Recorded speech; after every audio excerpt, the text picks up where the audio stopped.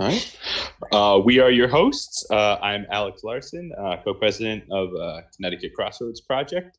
I'm having Lagunitas Ale tonight, so a little something different this week. My other co-president, Chris Fisher, what are you having tonight, buddy?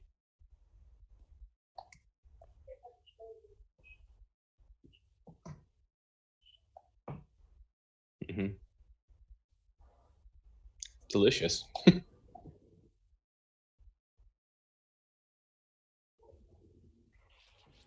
I have a Blue Point Imperial Sunshine, something I've Whoa. recently gotten into. Nice. That's a good way of describing it. Imperial Sunshine. Yeah.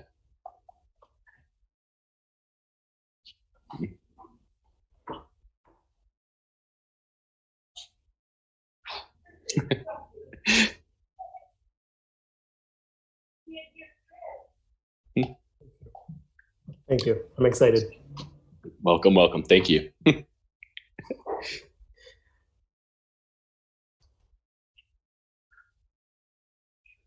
Oh, yes. Yes. Please subscribe to YouTube, Facebook, follow us. And also, please keep sending us your memories. We want them. We need them. It does us. It's a good thing to have. We want to keep these memories going. We want to hold them on our archives for as long as possible. So please keep submitting them to myself and Chris. And there's a good Amazon card, I believe, still available for the pandemic conversation.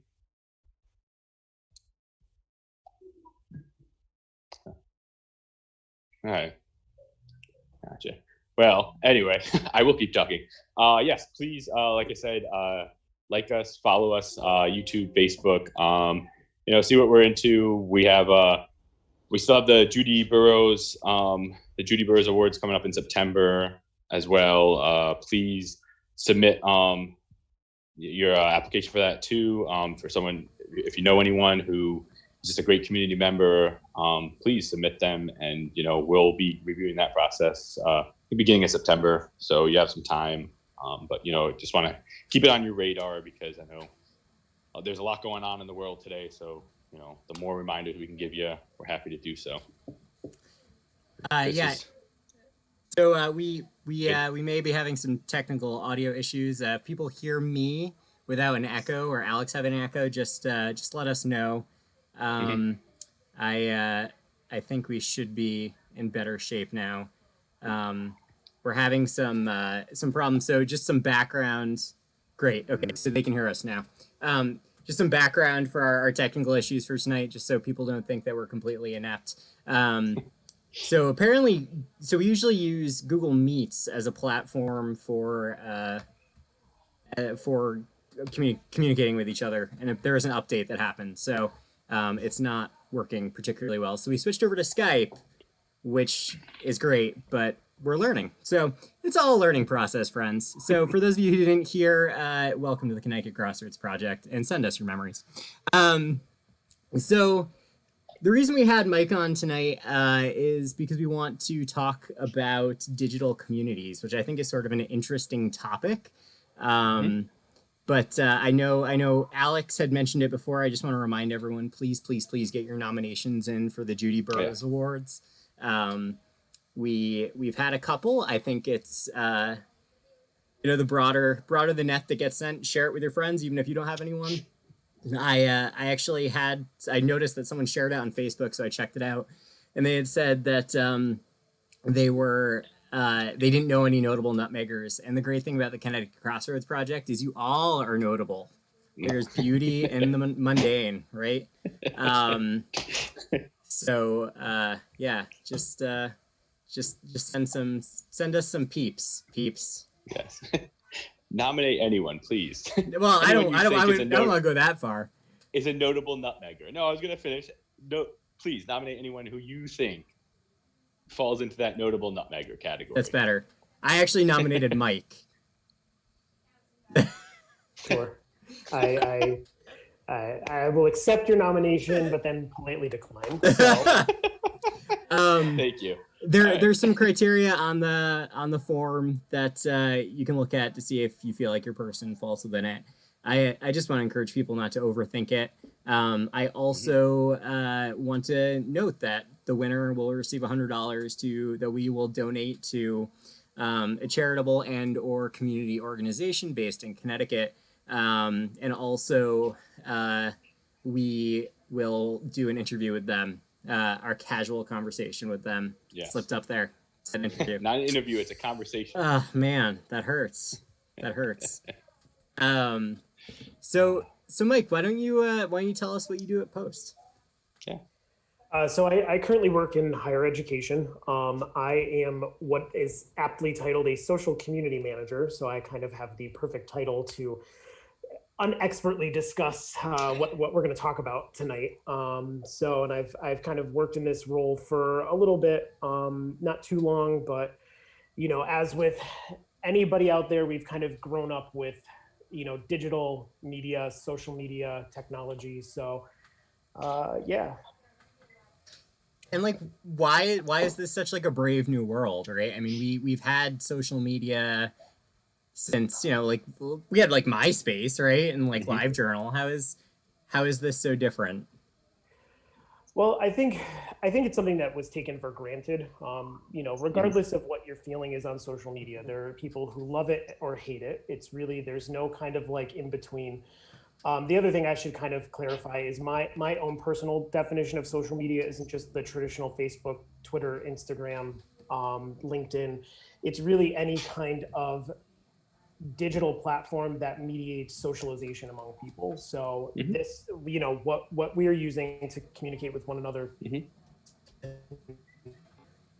my mind, social media.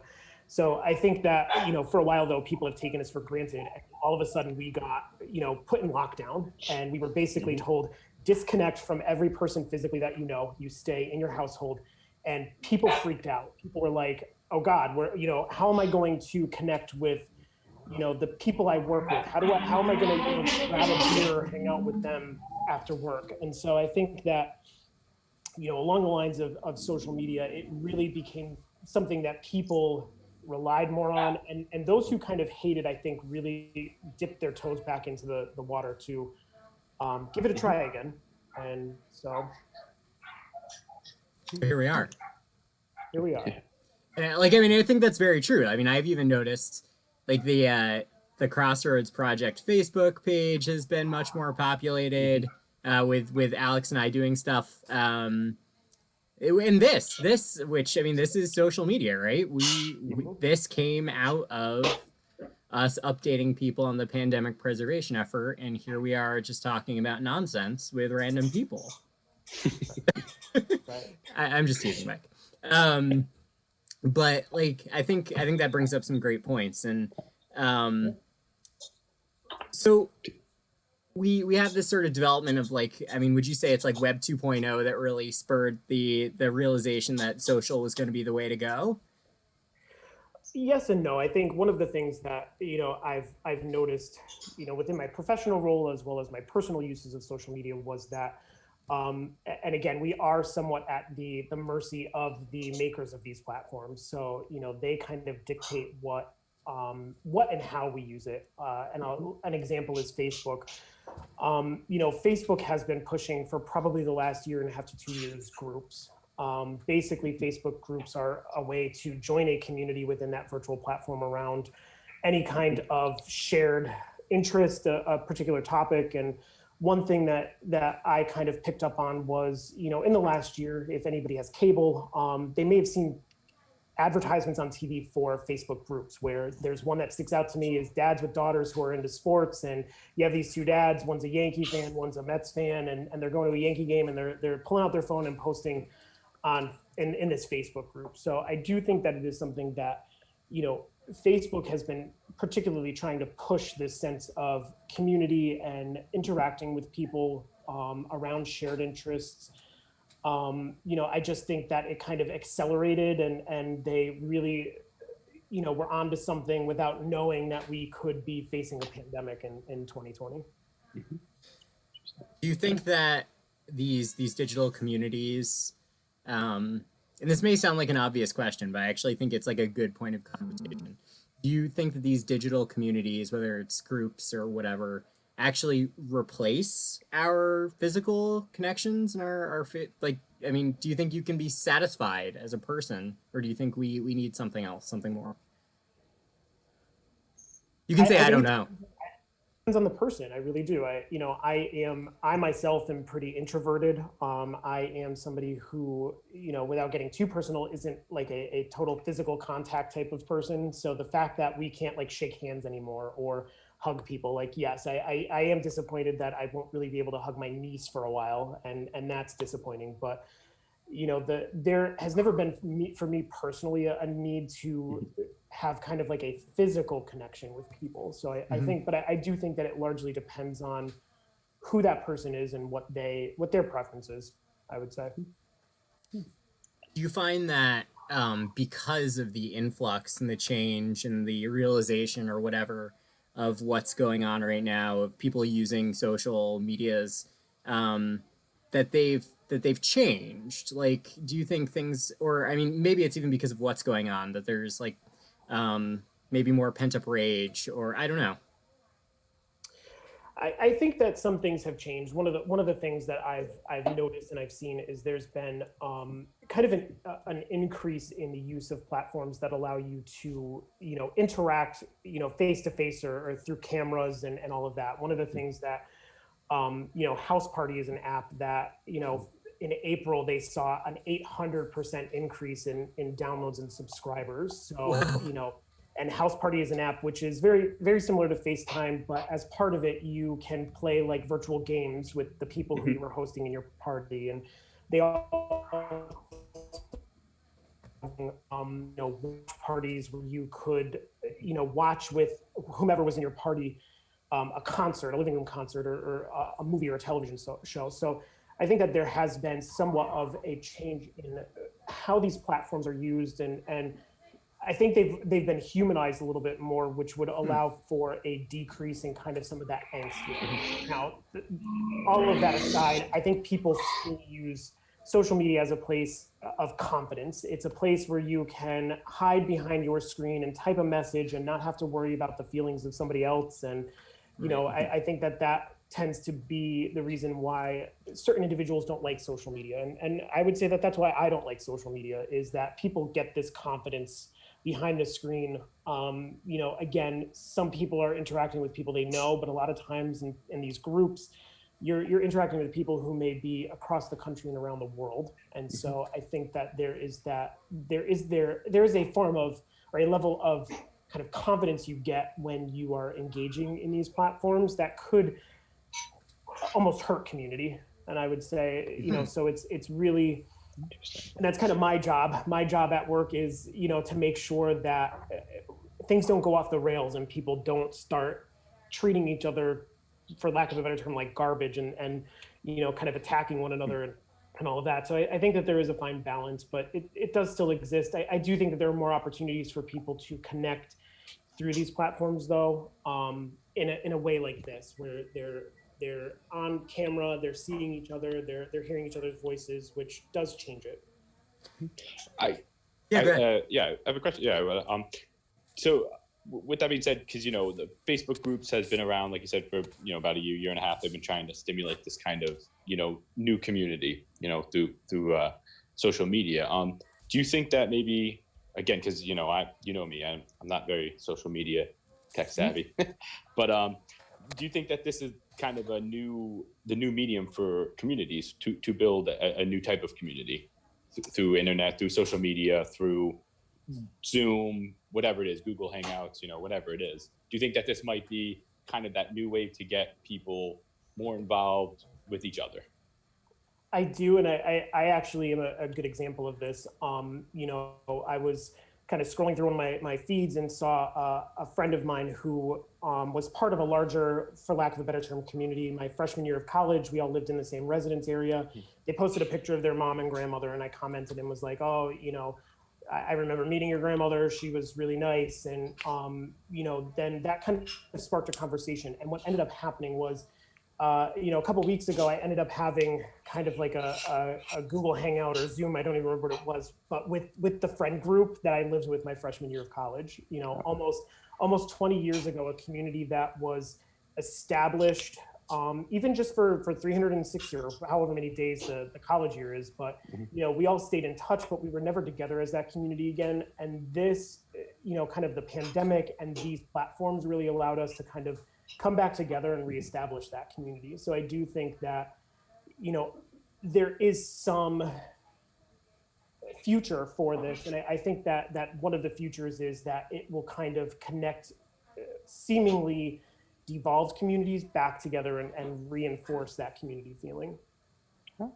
That's incredibly well put, Mike. I'm not saying that snarkily. It was, I think one thing that struck me though, as you were talking about your job at Post, or just people like you, is this notion that you're essentially curating community, right? You're curating the message of the community, and I get that, especially when you have a brand and an image to maintain. I mean, I wouldn't want people posting profanity on the Crossroads Project or whatever, but is that real, or do we have that in real life? I don't know. And I think my job is a bad example for this question, only because within a university there are rules that students have to follow. There is a student handbook with conduct rules, and one of the things that we wrote into that was a brand new social media policy that says basically your behavior on any of our social media platforms, or even your own personal social media platform, you can be held responsible based on the rules within that conduct code. So, and that kind of begs a greater question is, we have these established rules within my job and within these communities. But communities really don't have established rule guidelines. There are expectations that individuals have for one another within a community, but there really aren't any hard and fast rules that people are expected to follow. Yes, I can kick you out of a Facebook group. I can, get kicked out of a Facebook group if I want to. But the difference is when I'm at my parents' house and hanging out with my family, or I'm having a beer after work with people, there are no rules. It's just we kind of have these established understandings of how to treat one another, how to approach it. So I think there's some differences with that. Do you feel like that we'll get to a point where there are just sort of a shared understanding of how we're supposed to act in these places, or do you think we'll always need to have enforcers? The muscle, Mike. There will always, I fear, will always need to be a me or someone like me to enforce it. I think that, again, there are certain things that are shared in these communities that I wouldn't, and again, I'll use myself. This is not my personality, but I may really feel strongly about something and get really nasty about it in this community, that if I were talking to you or Alex or, my brother or my sister, I wouldn't necessarily do it in the way that I would do it on a social media platform such as Facebook. And I think that, again, there are different platforms that will have different standards. Certainly, house party, you're meeting up with people that that you have hopefully done things outside of a virtual environment before, but maybe not. But I do think that, when there's no voice and there's no person that you can see, it's much easier to say attack them, call them names, threaten them. And I don't see that going away. I don't see that going away until people's values shift. I wonder, sorry, Alex, do you have a question? No, go ahead. No, go. You go first, sir. I just wonder if,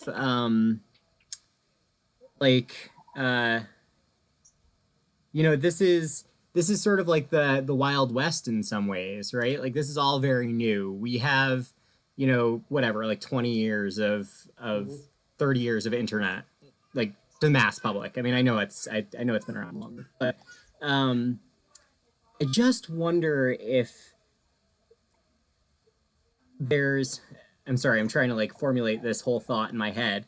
If there's a commonality between, if these digital communities are so different than our actual communities, or if there's some sort of commonality.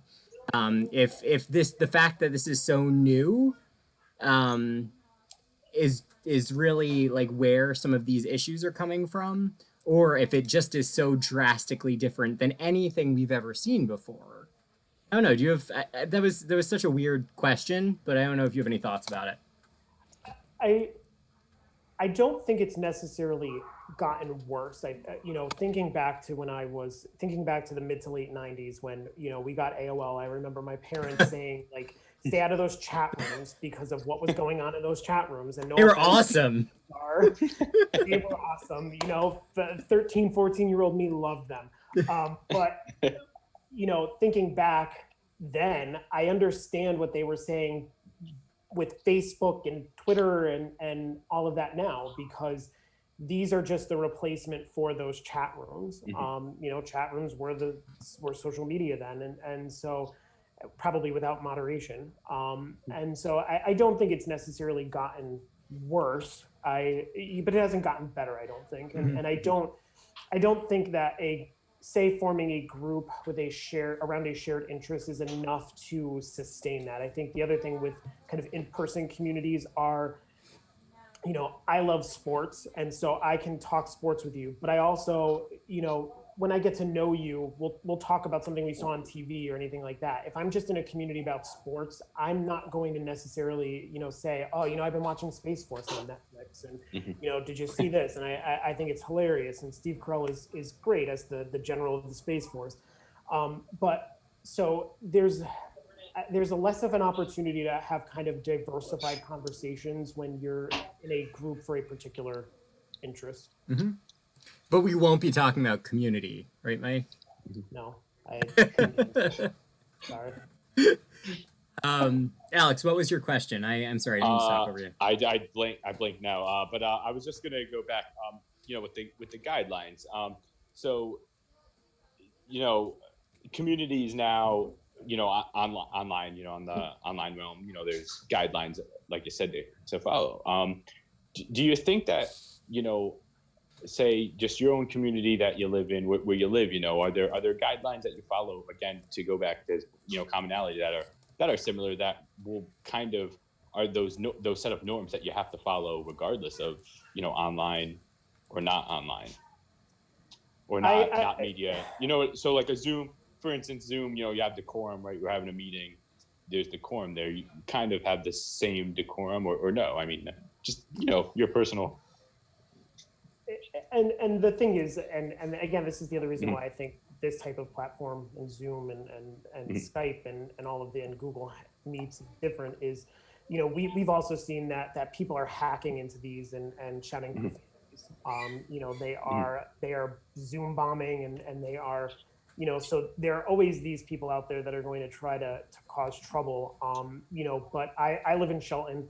I'm in a Facebook group called In and Around Shelton, and these are people who are your neighbors, who you see at the coffee shop, who you drive by, and the way that they talk to one another in the wall of this group is just incredible, because it's like you wouldn't necessarily be talking to John Smith that same way if you ran into them, at Common Grounds Coffee or So I don't know. I think that there is something different about the digital space that gives you some level of gumption, for lack of a better term, to even be something you're not. I do think that some of these people are being something that they're not when they're kind of nasty or negative or attacking other people. So it kind of gives you a chance to be a different person too. I guess just a quick follow-up. Yeah. Do you think that in your experience, working with posts, but just with your familiarity with the social media space, do you think that communities will kind of expand into this social media ethernet, for lack of a better term, I guess, to the ether realm of this being the only modality of communities, say in 5 years, 10 years, maybe, looking further down, I don't think it'll be the only modality for community. I think that it'll only enhance enhance communities and enhance it both good and bad. I would say that, the good enhancements are, my example that people I haven't been with together for almost 20 years, we saw each other, we, saw each other's kids or partners and kind of their lives now, we still had that shared bond and we're able to still connect. But I do think that it enhances the way that we interact with one another.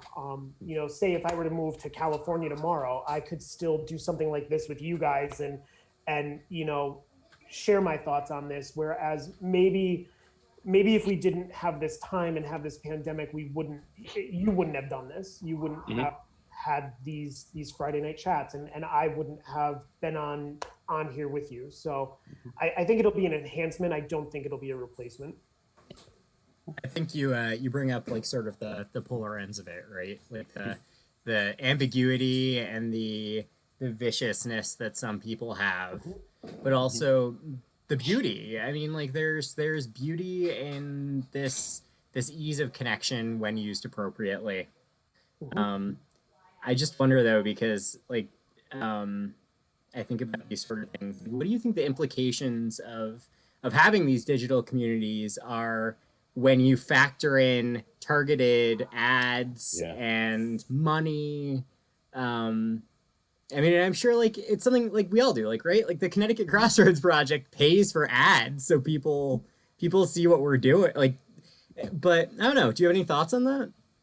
Yeah, and I do kind of struggle with that a little bit. I think that, part of the reason that the whole ads thing exists is because this is where people are living. And I think that, largely, and I can only speak from the higher education realm, if we're looking to recruit, a 15, 16, 17-year-old out of high school, this is where they're living their lives. I also think that, down the road, there will be more of this because this is where the younger generation is living. So, you kind of meet them where they are. But one of the things that we, at least from my perspective, is I'll engage in a conversation with people over these ads, and I also, they will ask questions about, things for my job. They'll ask questions about, what's it like there at the university? What's the tuition? What's this? What's that? They'll also share on those ads though, that they're in their third or fourth year of their degree and they love it there. And so, it's a way to kind of, that's kind of how I make myself feel better about it, is that there are people out there who will share that, where they're going to school, they love it, and that they will take the time. They don't even realize it's an ad that we're paying for to recruit other people. They just see, the institution's name on it, and they're so jazzed and so pumped about where they go that they're excited to share that. And so, it's to me, it's another opportunity to kind of connect with people and bring them into the community. Right. Yeah, I think that's a good way of looking at it. I mean, it's something that I really struggle with too. And not just like, I mean, obviously I work for a not-for-profit, a library, and like I run this, and like, or we, like Alex and I run this, and like, we're not like trying to sell anybody anything. We're just trying to be memory vampires and steal your memories from you. But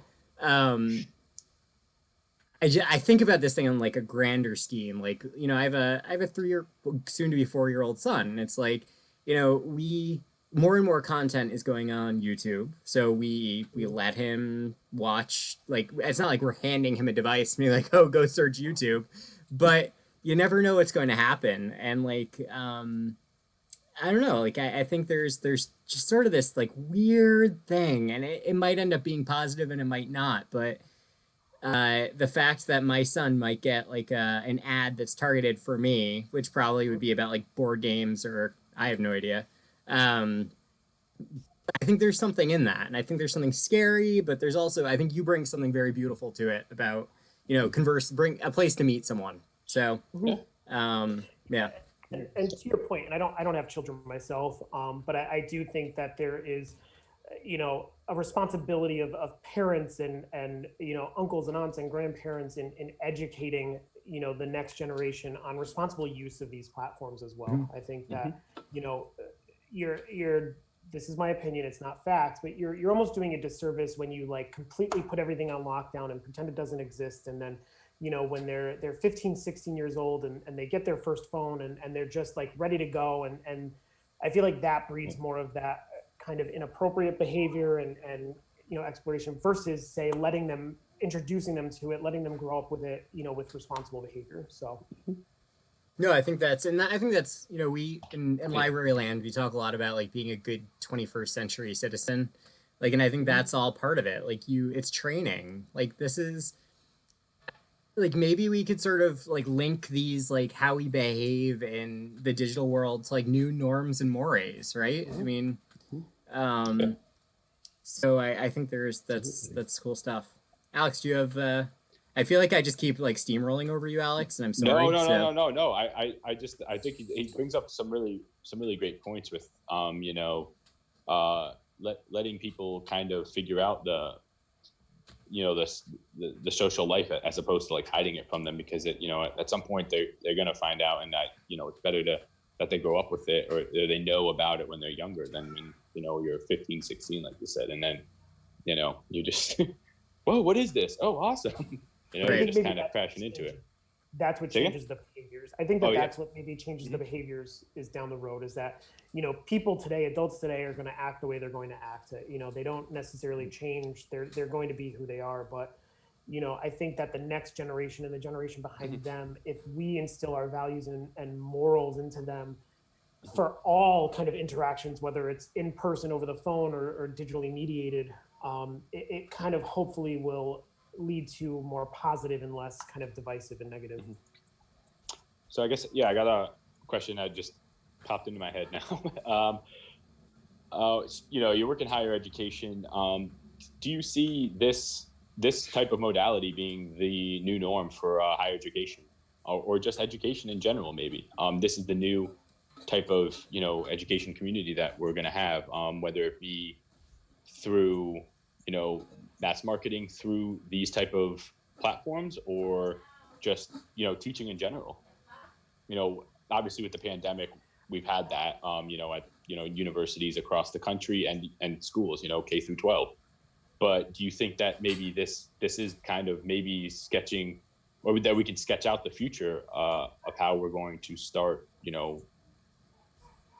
bringing academics to children from starting in kindergarten, maybe first grade, we'll say second grade, to their formative years, and at the end college, doctoral, all that.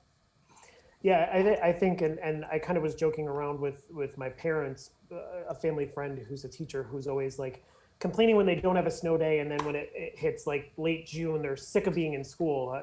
There's never going to be a snow day again. I feel like this pandemic has changed that aspect of community, and that there will never be a day where, because there's 3, 6, 12 inches of snow on the ground, that a school day has to be postponed and added on to the end of the year. I think that school districts and colleges and universities have largely been doing online for at least a decade now, but K-12, I think, has really been eye-opening, and I think that this is their opportunity to make those plans so that there is never any kind of disruption in learning. So I to push on that a little bit, I think we education is generally factored on sort of the I hate to use this term, but like the lowest common denominator. So like finding like some sort of median for everybody. And if like you talked about earlier how some people are great at this whole thing and they like it, and some people aren't, do you think we can then use this as an educational platform? I do, because I myself, so I hate this. I hate seeing myself on screen. I hate seeing other people. I hate it. It's something that I was so against prior to mid-March, and now all of a sudden I'm okay with doing it. I'm okay with kind of being on here, seeing myself, seeing other people. So I think that this time has been an opportunity for us to gain a comfort level with this, and certainly some people will take their own time to get comfortable with it, but I don't foresee the pandemic ending in the way that everybody thinks it's going to, in the sense that come the fall, you may start your school year in the fall, K-12, and then you may not go back after your first quarter or after Thanksgiving, or So I think that as time goes on, people will become more comfortable with it, and the adjustment, this is going to become a norm at some point. I think that interacting this way will become a norm for most. And I guess, do you think, with that being said, do you think companies like Zoom, Google, obviously Google already kind of has their claws entrenched in some of these school districts, but a company like Zoom, maybe even Facebook, right, or Twitter, coming with some sort of a platform to gear towards, I don't want to use kindergarten, because kindergarten, you probably have to be in classroom, but from 1 through 12, maybe, that they're going to gear it towards online learning. I think so, but I think that whatever organizations take that on really have to do a lot to secure it. I think that there's just it's too easy to hack into one of these things, or so I think that while yes, it is something that other companies might try to do, I worry about the security issue with, say, like a Facebook, launching a platform like this. And, I would be one to advocate more for like a social media and kind of an academic and professional social media, and kind of separating those two, so that there would be, again, more security. I also think that our lives are kind of being blended. I work from home and I'm here by myself, so the minute I'm the clock hits 5 o'clock, I'm in the same place I've been all day. And so I think that there needs to be some kind of at least virtual separation, so that people don't kind of get into this rut of, okay, this is just my life within these four walls. Interesting. Very well said. Yeah. I mean, but there have been attempts at that, right? I mean, like, I don't know if this is a good example, but like LinkedIn, right? So like we've tried to make those divisions, and like I use LinkedIn, but I just use LinkedIn. I mean, it's not like I'm thrilled to go on there. So like, and LinkedIn is launching stories now. Somebody I went to high school with, she works at LinkedIn Australia, and I saw on her Instagram that they just launched LinkedIn Stories, which is like an Instagram Stories, but for LinkedIn. Again, I don't know what the use for that would be, but you're right. LinkedIn was kind of meant to be this almost, quote unquote professional Facebook, but it's also devolving. I see comments on some things for where I work where they'll complain about the school on things. And so, I do think that there is a blurring of the lines in that sense. And it's unfortunate. Well, I'm all tapped out of questions, Alex. Where do you sit? I mean, he hit everything I wanted to hit tonight, so that was awesome. Thank you. Like, I really truly appreciate you coming on. Yeah. Thank especially in light of you revealing that you don't particularly like being in these things. So, thank you. I appreciate it. Yeah, no, and like I said, I've gotten used to it. It's and the more I do it, the more comfortable I am with it. So, yeah.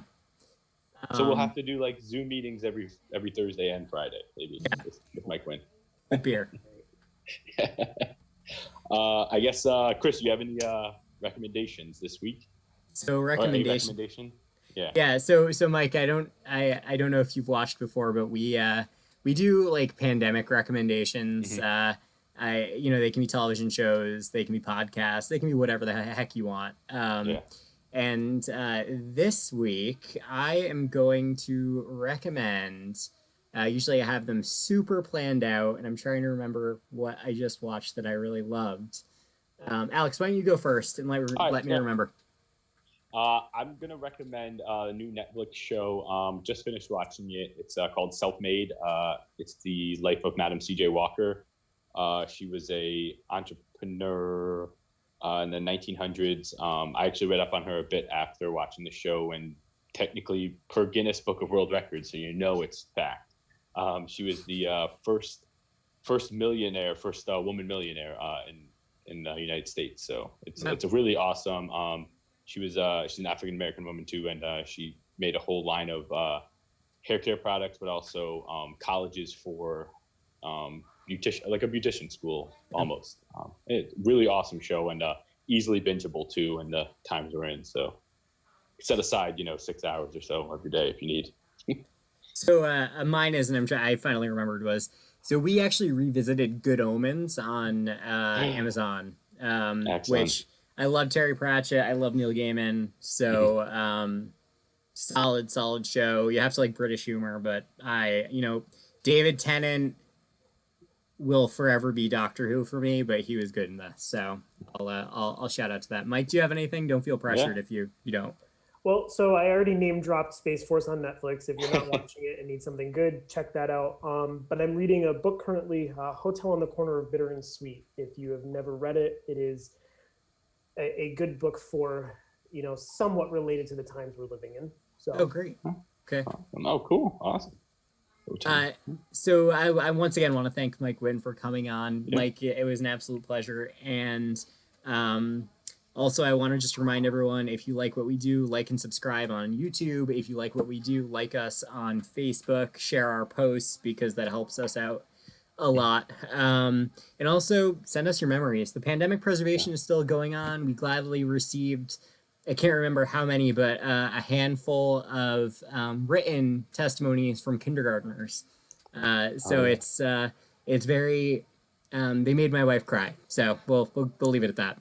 It's touching. So unless anybody else has anything else, Alex, Mike? No, I just, again, please send your memories, written, voice memo, whatever, however you want to get it to us, please do. It's important. So please do. And we look forward to speaking with you. I don't know what we're talking about next week, but we'll figure something out. Thanks again. Thanks, It'll everyone. be good, though.